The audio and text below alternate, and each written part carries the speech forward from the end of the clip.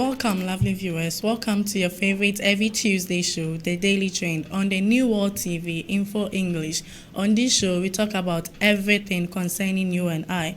It's entertaining, educative, and informative. I am your host for today, Clementina Amwa, and with me are two smart and lovely ladies, Ruth Somwa and Evelyn Asante. Today we'll be discussing on society, prisons, rehabilitation, and societal reforms.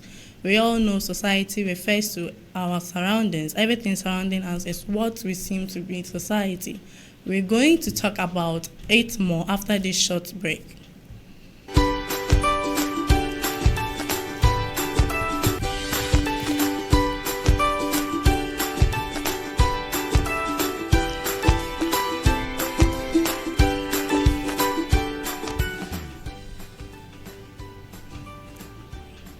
Welcome back from that short break. You are still watching the Daily Trend TV show. In this segment, we are going to discuss rehabilitation and prisons. But first of all, we've been hearing prisons since childhood. Mm-hmm. What exactly is the word prison, or what is prison? Okay, so I think prisons is a place where people who have been convicted of their crimes are taken to as a form of punishment. Well, I think people being accused of their crimes are the ones who have been taken to the prisons. Being accused, I think, takes us to jail. Okay. Or then there are differences between prisons and jail, certainly. I think. They are not the same things. Okay, if then let's go for the differences between jail and prisons. Okay, so when we say jail is a confinement facility where people stay while they are waiting for trials. Okay. And when we say prison, we can say it is a facility for those who have already received their sentence. Okay, so then if you are in jail, it means you are yet to be tried. Yeah, so you are not it's just a temporary place. You're just being kept there. It's like you're being detained until you're being tried. For jail, you are being convicted of your crime. You have been sent for trial or court. You know your sentence, or you know how you are going to serve.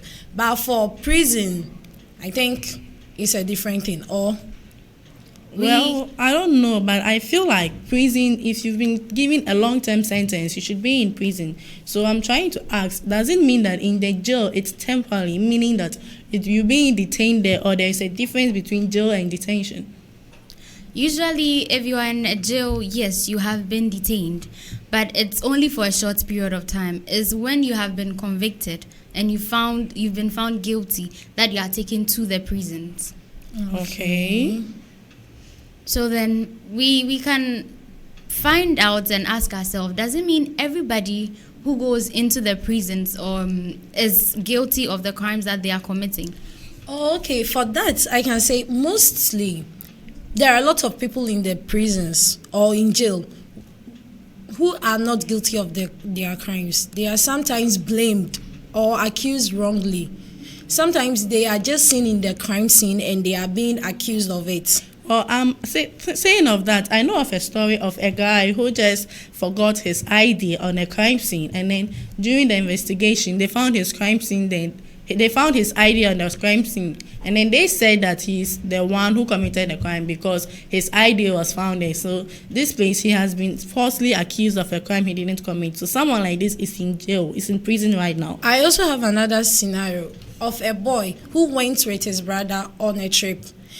Just that the brother had the intention of going to steal, but he didn't know anything about it. But because somebody, a witness saw him at the crime scene, he was being accused. Whilst now, as I'm talking, the guy is serving in the prisons, and the brother, on the other hand, is free walking somewhere else. So I think not all those in the prison cell are convicted or are guilty of their crimes. Of the crimes, and yet they are there. Yeah. But this whole imprisonment system, is not actually indigenous to African states. Because yes, we did have our own local system of punishment with our people, but we would realize that all this formal imprisonment system actually came with our colonial masters, right? And so most prisons as are now are maintaining the buildings that were there from the colonial times. And so you visit some prisons and they are very old, they've not been maintained, there are no renovations, nothing. And it's contributing to a lot of negative things that we keep saying about these prisons. This brings me to the causes and some conditions in the prison cell. A lot of times we hear prison is a very unpleasant place to be. Prison is like hell. In fact, and it's true, because they are being maltreated. They are being malnourished. Yeah. And they are very congested in the cell. They are overcrowded in one place. But I think since my colleague here said, before we weren't used to those things, and then during colonization they built forts and all those things. Then right now most of the countries here are using the dungeons and all those things in place of prisons, and all those places haven't been renovated yet, so they are too small to keep a number of people there. But then right now we keep about 40 people in a room that can contain 15 people or so. Yeah, and you realize also that most people who are sent to these prisons, like we said earlier, are still waiting trial, and yet they are taken to prisons, which increases the number of those in prison, contributing to the overcrowding and all those issues and problems that we have. And mostly to the agencies in African countries should help.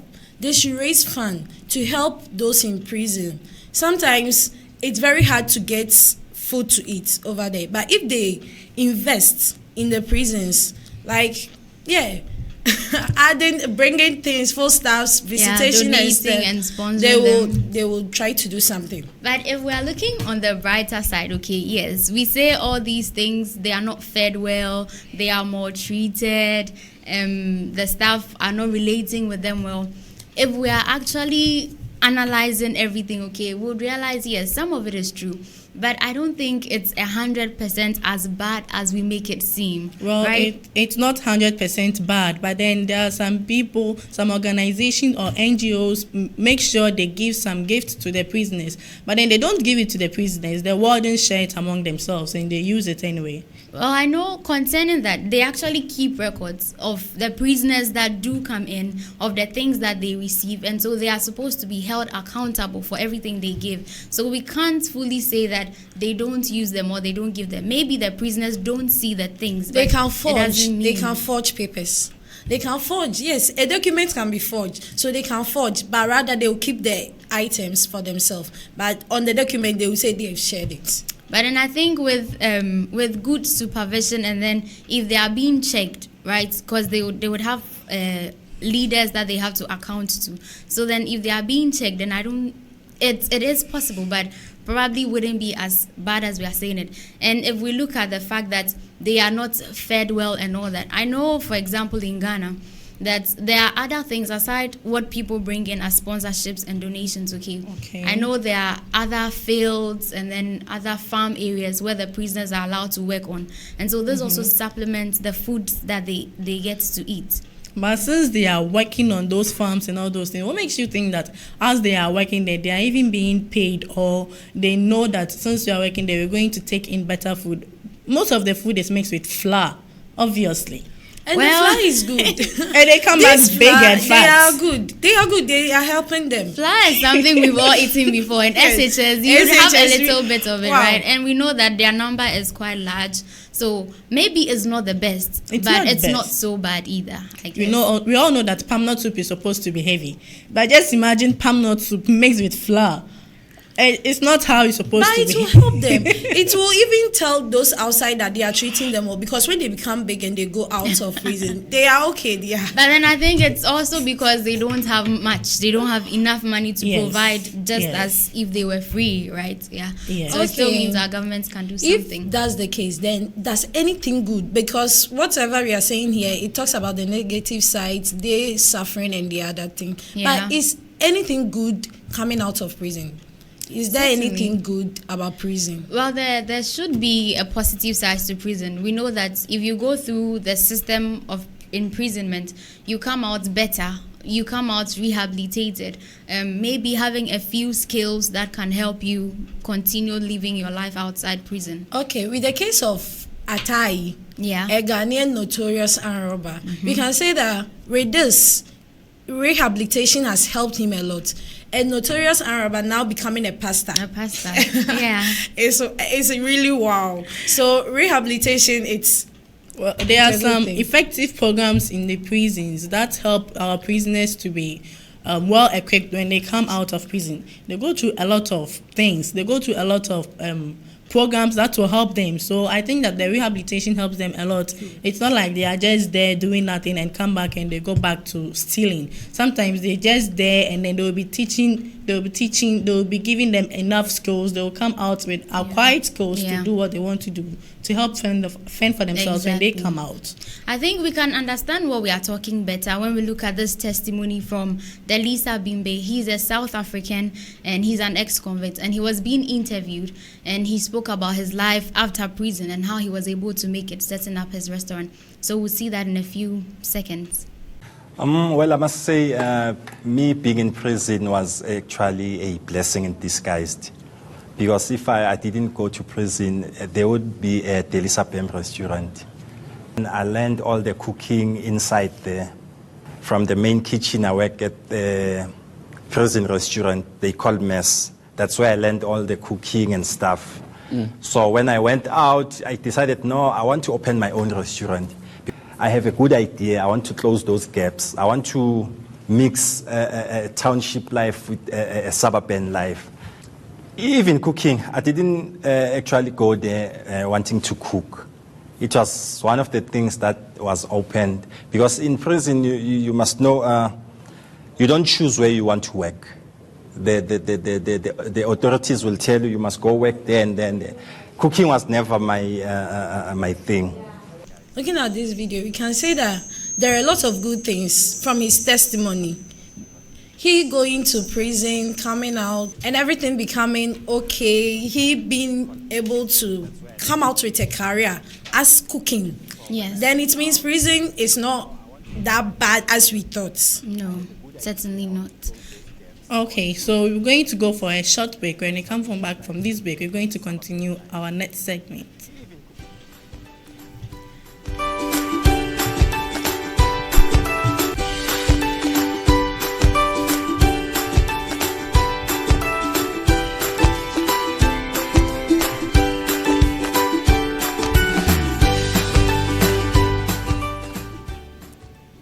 Welcome back from the short break. But before we start this segment, I want to ask two questions. The first question is, will you marry an ex-convict? And the second question is, will you employ an ex-convict? My fellas, please, will you marry an ex-convict? And will you employ an ex-convict? Evelyn, this question is truly a bit challenging, but would Clementina, what do you think? I think we should answer this question after the next segment. Okay, so I'm thinking that if we are looking at all these things, prisons, rehabilitation, is there? I personally think society isn't doing much at all to help those who are in prison and those who are coming out. Well, society isn't doing much to help those in prison and those who are coming out, but I think society is doing a lot to help them. It's just that sometimes we feel like if we welcome those from prison into our life, what if they hurt us again? We think of our feelings. We think that maybe if they are back, they are going to do the same things they did, and then we're going to be in a lot of danger. Not that we don't want to accept them. I think fear is what makes us not to be able to accept them. Then it means that these people, when they come out of prison, they can be accepted. They can be accepted. They have to be accepted. They are human. Just that maybe when they come back, we think that they are too bad, but then they are human like us. So as human, what are we going to do about this? But you know, just like with the first segment, okay, still on the Lisa Bimbe, he also tells us something more when he came out about how people treated him and how he found it difficult. Let's look at this video.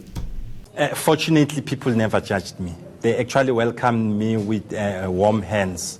When I went out, people welcomed me, and then they said, no, it's fine. You can. Funny because the government will tell you they are rehabilitating us at prisons, but once you are outside, they can't offer you work. They will tell you have a criminal record. So I decided, no, let me open my own restaurant, which was welcomed with warm hands. How long have you been out now? Since 2007, December. And then I started my business. I started my business 2008, November. Yes. And in that time, what is the one thing that you would describe as the... Funding. Funding is... You can't just find money. People won't lend you money. People won't trust the new thing. They want to... You see, when I first started this thing, people were discouraging me. They said, no, you can't start this kind of a business because no one has done it before. So they wanted me to do something which was already in there. So I took my chance, I took my risk, because as an entrepreneur, you know, as an entrepreneur, you are a risk taker. So I must say it has been a long and hard journey. Yeah, and then, but my father is the one who funded me to start my business up until he passed away. So when you look at what he said, at first, people welcoming him or people accepting him back into the society was not so easy. They didn't feel so okay around him. Even getting a job was difficult, right? So then it means we in the society also pose a problem to helping them get back, helping them reintegrate, helping them feel part of us again.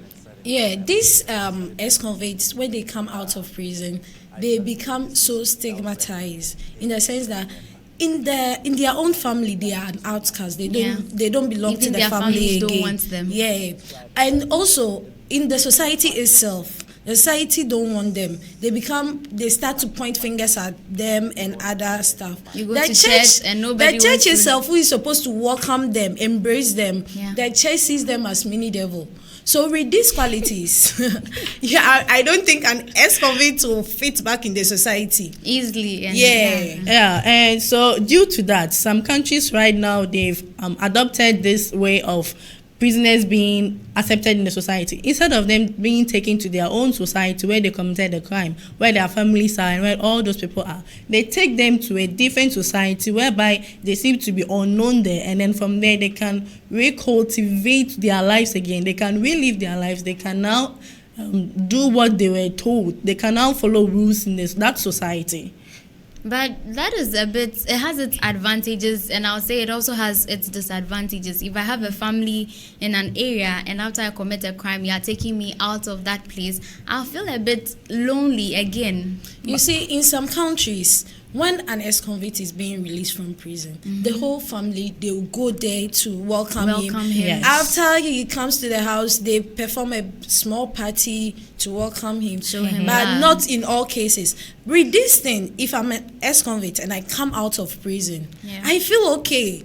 I feel like a normal human being. But in other cases, they come out of prison, no one to welcome them. They take their own cars back to their house. And even mostly when they go back, they don't see their houses as it was again. Or they don't see their family any longer. So with this, I wouldn't know where to go from there. Okay, so then, this normally brings about them going back to their old... they were doing. Yeah. So what do we think? What societal reforms do we think we can undertake to help those who are coming out of prison so they can still mingle with us?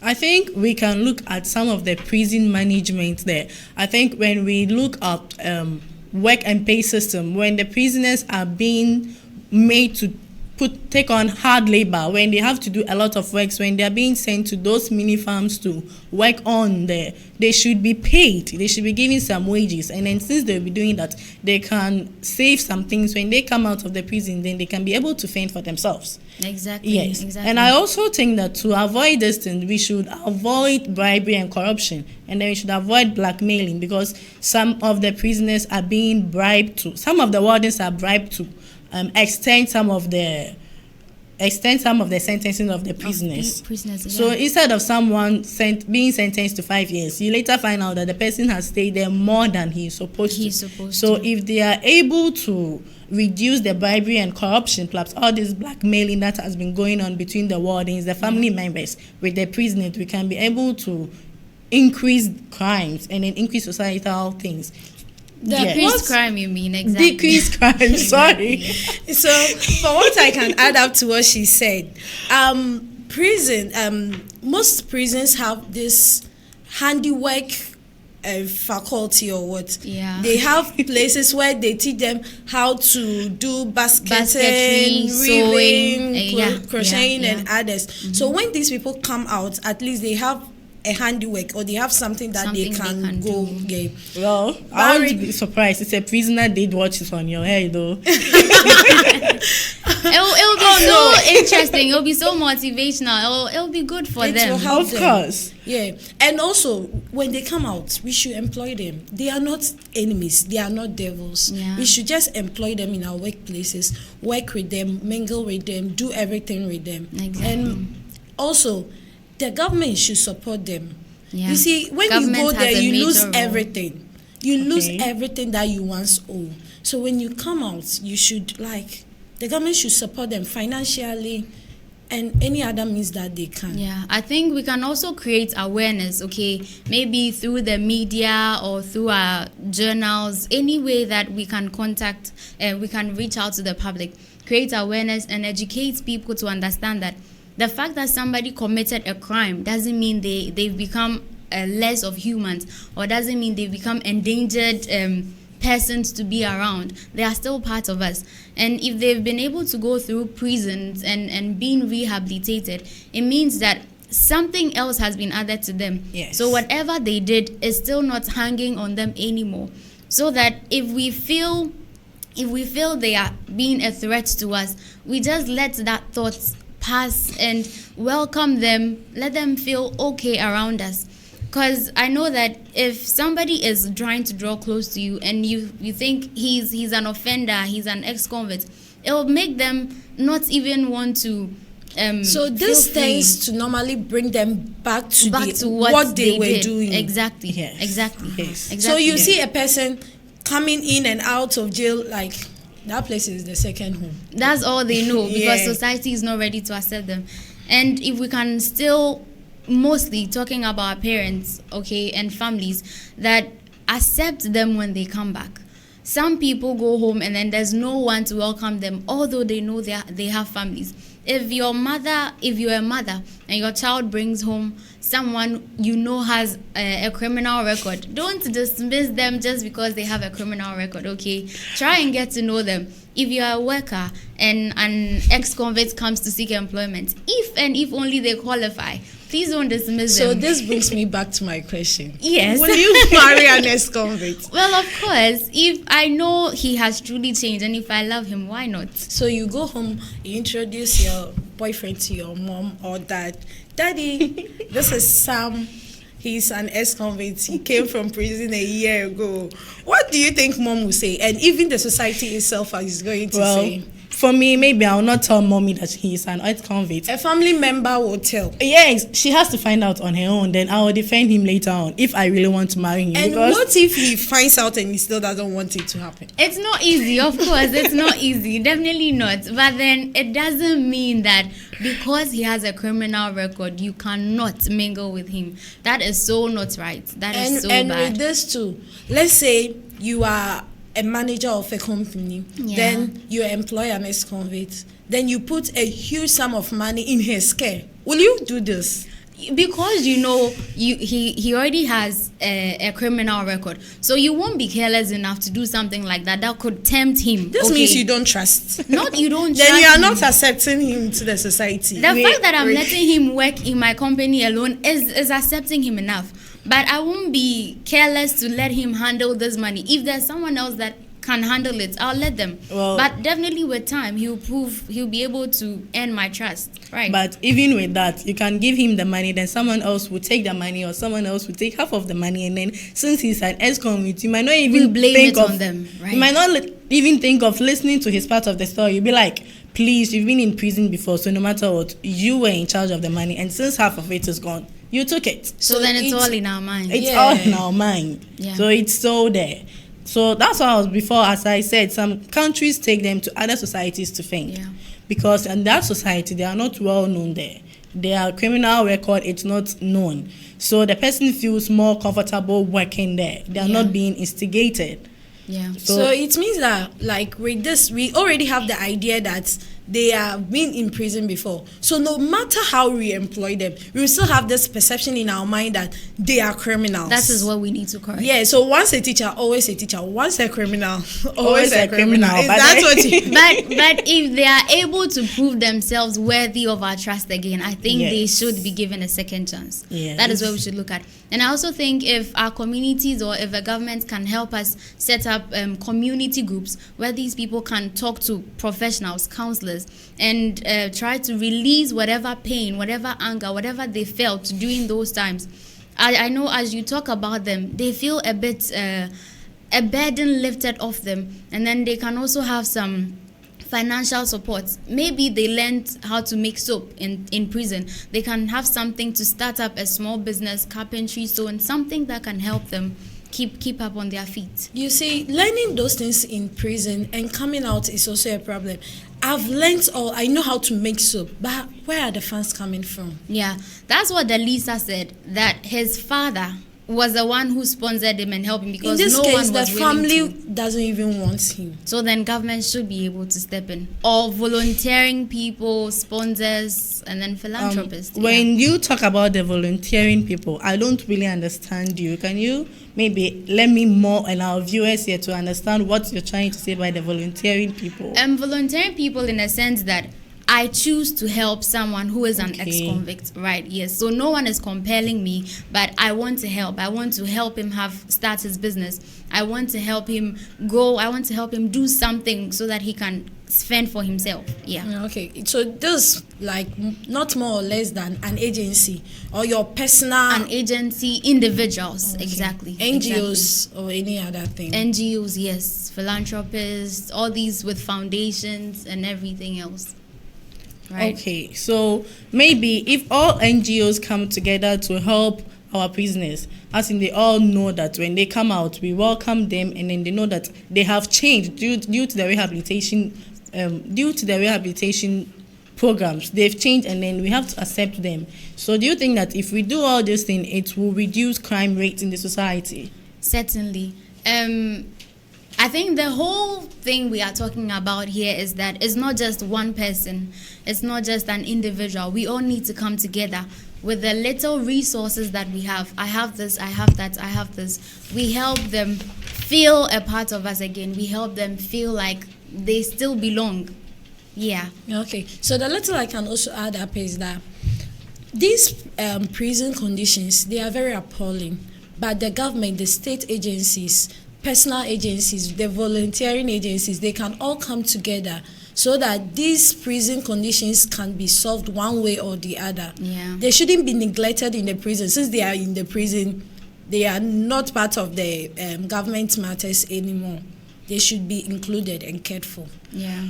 Okay, so my favorite viewers, as we were saying, we all have to help the prisoners. We have to work hand in hand. I can't do it alone without your help. We all have to come together and make sure that all our prisoners feel welcome when they come out of prison. And we should be able to know that they've changed, so we don't have to be afraid of them anymore.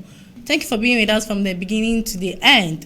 You can interact with us on Facebook, The Daily Trend TDT, and on YouTube, The New World TV, Info English. Thank you very much.